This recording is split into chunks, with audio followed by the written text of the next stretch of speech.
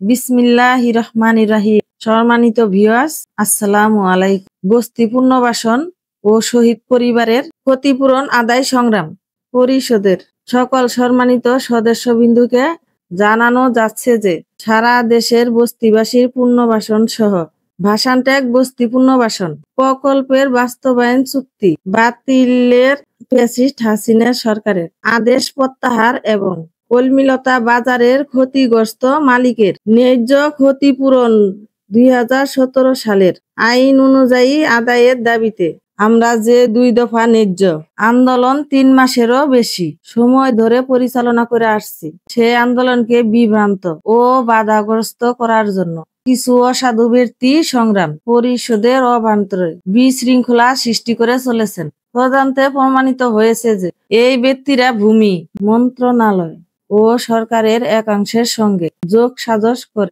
দুর্নীতি ও স্বার্থ সিদ্ধির মাধ্যমে আমাদের চলমান আন্দোলন ব্যর্থ করার অপচেষ্টা চালাচ্ছেন। সংগঠনের শৃঙ্খলা এবং আন্দোলনের অংশগ্রহণকারীদের স্বার্থ রক্ষা স্বার্থে তাদেরকে সংগঠনে সকল কার্যক্রম থেকে বহিষ্কার করে স্থায়ীভাবে কালো তালিকাভুক্ত করা হয়েছে।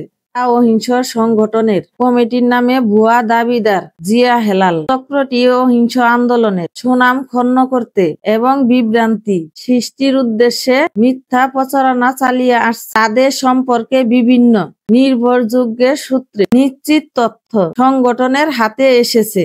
অহিংস অপরপক্ষ দাবিদার কমিটির পক্ষ থেকে প্রকাশিত বিল্লাল সাহেবের অডিও এবং আবু মুস্তফা আমিন সাহেবের ভিডিও প্রমাণ হিসেবে দেখে আসি। প্রথমটি বিল্লাল সাহেবের অডিও।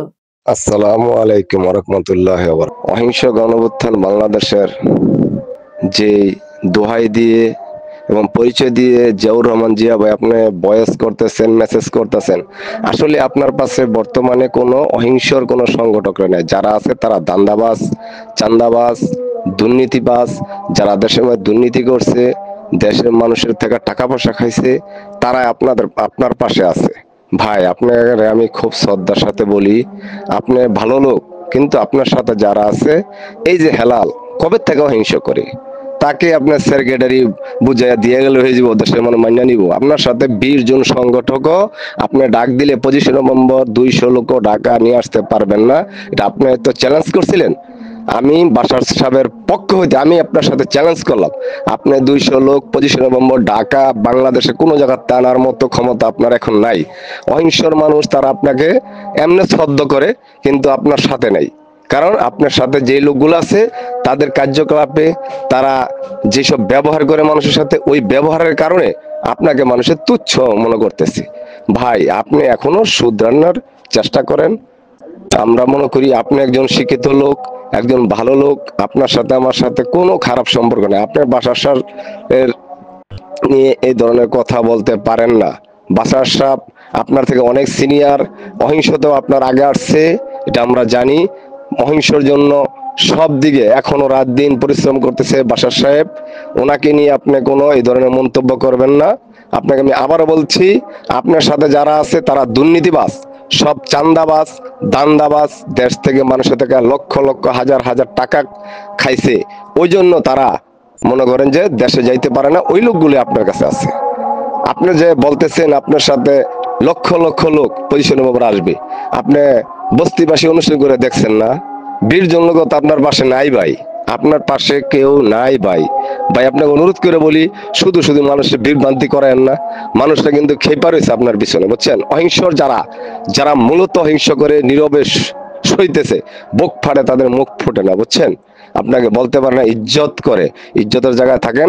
আপনি অফ হয়ে যান, আপনি যেভাবে আছেন ওইভাবে থাকেন। আপনি অহিংস নিয়ে আর কোনো কথা বললেন না ভাই, বুঝছেন? আপনি অহিংসর কোনো কিছু 6 মাসের ভিতর করছেন, দেখাইতে পারবেন? আপনি বলেন ঢাকা এই অনুষ্ঠান করছেন, ওই অনুষ্ঠান করছেন, একটা কিছুই কিন্তু ভাই আপনি করেন নাই।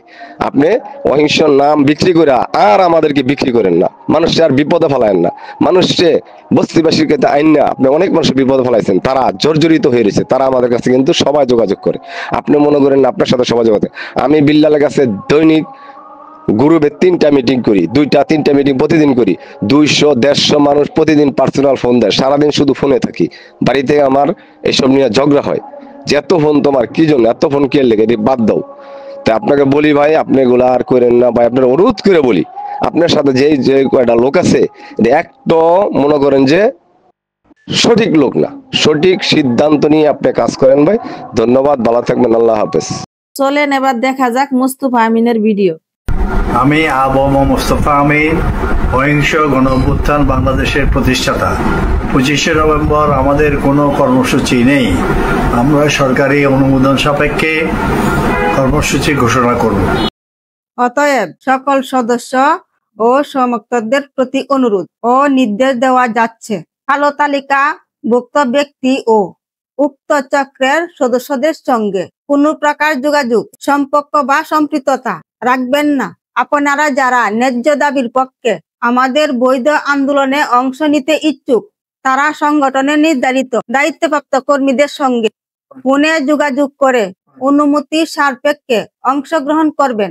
আগামী 12ই নভেম্বর সকাল 11টায় জাতীয় প্রেস ক্লাবে আয়োজিত ঐতিহাসিক সমাবেশে সবাইকে দলবদ্ধ নির্বিশেষে অংশগ্রহণ করার জন্য আহ্বান জানানো হচ্ছে। এই সমাবেশে আমাদের ন্যায্য দাবি বাস্তবায়নের পথে এক ঐতিহাসিক অগ্রযাত্রা। আমরা প্রতিশ্রুতি দিচ্ছি, আপনাদের প্রতি দেওয়া সব অঙ্গীকার ইনশাল্লাহ যথাযথভাবে বাস্তবায়িত হবে। তবে মনে রাখবেন, যদি কেউ কালো তালিকাভুক্ত ব্যক্তিদের নেতৃত্বে থেকে সংগঠনের কার্যক্রমে বিভ্রান্তি বা বাধা সৃষ্টি করে, তাহলে তাদের বিরুদ্ধে কঠোর আইনানুগ ব্যবস্থা গ্রহণ করা হবে এবং সংগঠনের ঘোষিত সকল সুবিধা থেকেও তারা বঞ্চিত হবেন।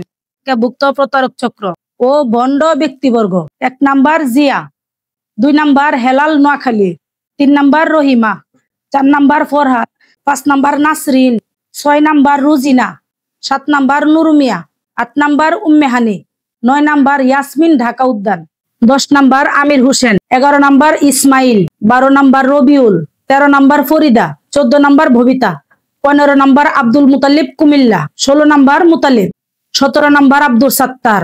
উল্লেখ্য, উপরোক্ত ব্যক্তিদের রহিম সাহেবের বাড়ির আঙ্গিনার আশেপাশে প্রবেশ না করার জন্য কঠোরভাবে অনুরোধ করা হলো।